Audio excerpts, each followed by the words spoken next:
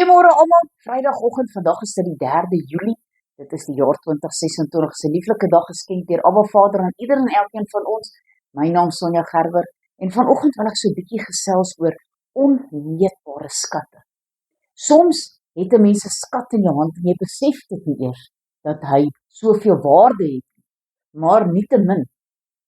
Soms is dit sommer maar net die Bybel, ander kere is dit iets wat baie waarde het, as ons nou gaan lees van mense wat skatte gehad het, soos 'n skildery, en dan kos dit so baie, dan dink ek is altyd hartseer daaroor, want ek dink, hoeveel mense kan 'n mens kos gee met daai miljoene geld, wat hulle nou so pas betaal het vir 'n skildery, dan dink ek, dis vir my nie van waarde nie, maar vir 'n ander persoon is dit van groot waarde.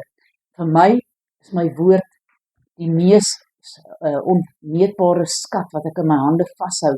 Niemand kan daarmee vergelyk nie. Niemand kan vir my iets gee wat soveel waarde het nie. Nou as 'n mens ook gaan kyk na die hoofkarakters in Jesus se geboorte, Maria en Josef, en die wyse manne en die herders, maar daar's 2 ander skatte in die skrif wat ook net so baie waarde het, en hulle name was Simeon en Anna. Wat kan ons by hulle leer?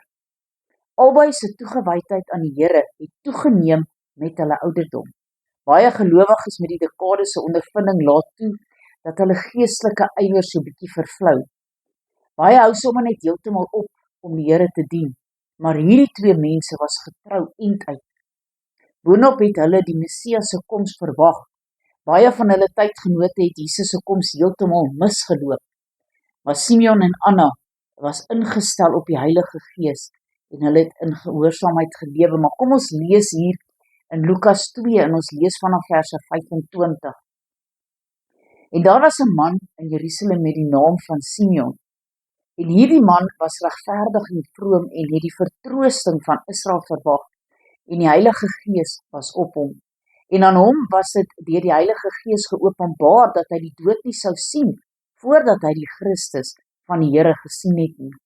En hy het deur die Gees in die tempel gekom, en toe die ouers die kindjie Jesus inbring, het met hom te handel volgens die gebruik van die wet, het hy hom in sy arms geneem en God geloof en gesê, nou laat u, Here, u diensknegt gaan in vrede volgens u woord, omdat my oë u heil gesien het, wat u berei het voor die oë van die volke, 'n lig tot verligting van die nasies en tot heerlikheid van u volk. En Josef en sy moeder het hulle verwonder oor die dinge wat van hom gesê is.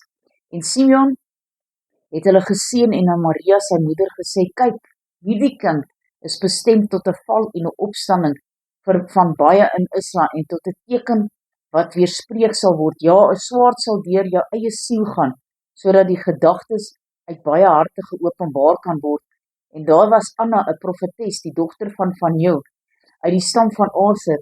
Sy het op 'n baie ver gevorderde leeftyd en baie van haar maagdom af 7 jaar lank met haar man saam gelewe. En sy was 'n weduwee van omtrent 84 jaar. Sy het nie weggebly van die tempel nie, en met vaste en gebede God gedien, nag en dag. En sy het in dieselfde uur daar gekom, en die Here geprys en van hom gespreek, met almal in Jerusalem wat die verlossing verwag het. Kom ons kyk wat sê Jesaja 55 verse 1 tot 3, die dringende uitnodiging. O almal wat dors het, kom na die waters, en wie geen geld het nie, kom koop en eet. Ja, kom koop sonder geld en sonder prys wyn en melk. Waarom weeg julle geld af vir wat geen brood is nie, en julle arbeid vir wat nie kan versadig nie? Luister aandagtig na my en eet die goeie, en laat julle siel hom in vettigheid verlustig. Neig julle oor en kom na my toe, luister en julle sal lewe. Ek wil met julle ewige verbond sluit, die bestendige genade bewys van Dawid. Kom ons bid saam. Almagtige God en Hemelse Vader, Here, dankie dat ons hierdie onmeetbare skat in ons hand kan vashou, die woord van God. En waar u nou hier vir ons in Jesaja 55 vers 1 tot 3 sê, dat ons het nie geld nodig om te kom koop by u nie. Here, ons kan kom, want dit wat u vir ons gee, kos nie geld nie. U gee dit verniet vir ons. Dankie Here dat ons hierdie vrymoedigheid het om na u te kan kom. Here, my gebed is dat elke persoon sal besef hoe kosbaar dit is om die woord van God elke dag te betrag, daardeur te lees, insig en wysheid te kry deur die woord van God. Here, help ons, leer ons, lei ons, Here, seën elkeen in hierdie dag en in hierdie naweek, Here, en as dit U wil is, sal ons maandag weer by mekaar kom. Halleluja, amen en amen.